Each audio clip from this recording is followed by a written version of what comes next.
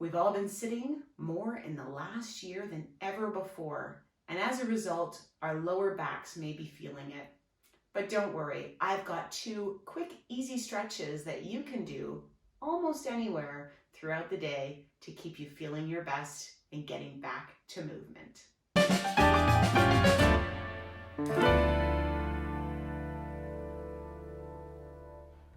Hi, my name is Andrea with Journey Health Studio. Now, with all of us doing a lot more sitting in the last year, I've been hearing complaints from different clients about feeling pain in the lower back, and that's often due to shortened hip flexors. So we spend a lot of time sitting in this position, and the muscles and tendons and ligaments in the front of the thigh will shorten over time, and then the opposing muscles will lengthen. And what happens is when we go to get back to being active again, and we get up from sitting and we go to walk around, we have even a very slight compensation by leaning a little bit more forward because of these tightened, shortened muscles and lengthened muscles back here, and that puts a lot of strain on our lower back.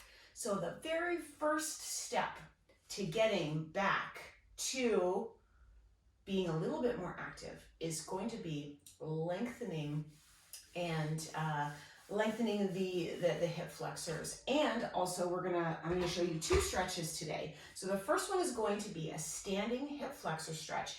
And then the other one I was going to mention is going to be a standing calf stretch. So both of those things are going to be really key to making sure that we're standing up nice and tall, and so we're gonna add on, but let's just start here. So with the hip flexor stretch, we're going to step the foot back. Now you can use something to hold on to if that's easier. You can also stand just with your hands on your hips or one hand on something here, but let's just we're gonna use a chair or a counter and have our feet about shoulder width apart. We're gonna step one foot back, just like we were on train tracks, so keeping them nice and wide. And we're gonna bend our knees and then tilt the pelvis, okay? So what we're gonna do is we're gonna squeeze these cheeks to send the pelvis forward. You see that? So let me do that again. So we're gonna step back, bend the knees, squeeze the bum to tilt the pelvis forward, and we should feel a gentle tension, a gentle stretch just right in the front hip flexor complex here. If you don't, take it a little bit lower and squeeze again. Now you can also bring the arm up overhead on the side that you're stretching, and when you bring it ahead, imagine as if there's a string that's attached to the hip that brings that hip forward. And we're gonna hold this stretch for 30 seconds. So you can set a timer, or you can just hang out here with me. I've got my eyes on the clock. So 30 seconds, we've already gone halfway. And by performing this stretch multiple times, a couple times a day, you're gonna notice that it's going to really, it should help your lower back. That was 30 seconds right there. Then we're gonna repeat the same thing on the other side. So standing up nice and tall. This time I want us to also think about pulling in our belly button to support our spine. We're gonna step the other foot back, bend the knees, tuck in the pelvis, and then raise the arm up, and then just shoot those hips forward just a little bit. Now, if you're feeling this in your knees at all, because we want to have a bend in both knees, including your standing leg there. So if you need to bring that foot in a bit, go for it. It's wherever you're feeling that stretch, it shouldn't hurt. We don't want to feel tension, but we want to just feel a nice gentle stretching down the front of the hip and thigh.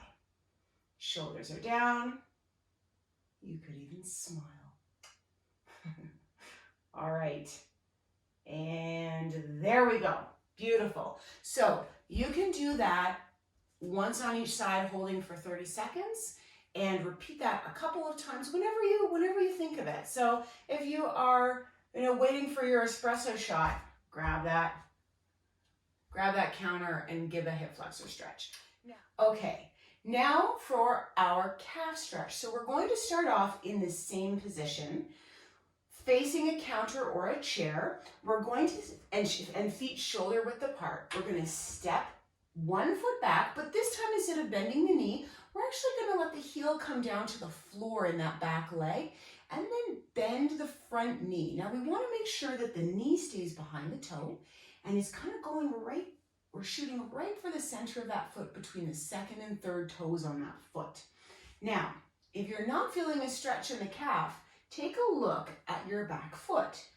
If your toes are pointed forward, we will feel a stretch, but sometimes we'll open up this leg, we're not going to get a stretch in the calf. So make sure that your toes are pointing forward, and then you can use this front knee to gauge how much intensity you get in the stretch.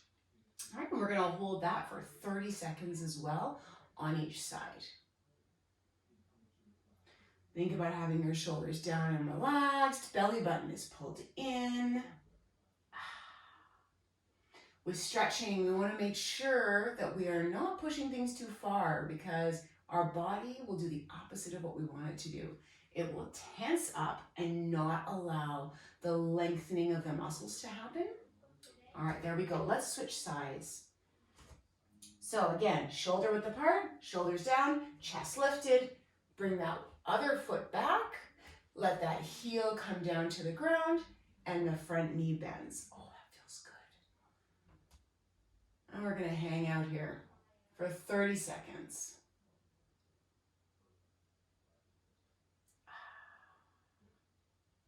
So you can perform these stretches a couple of times a day or just even once a day. Once is great. And then if you're feeling that this is helping, then we can start adding on. And there we go, there's 30 seconds. So give this a try. Let me know how it goes. And like I said, we're gonna start with these two, and then we're gonna add on as your lower back starts feeling better. Have a fantastic day, and let me know if you have any questions.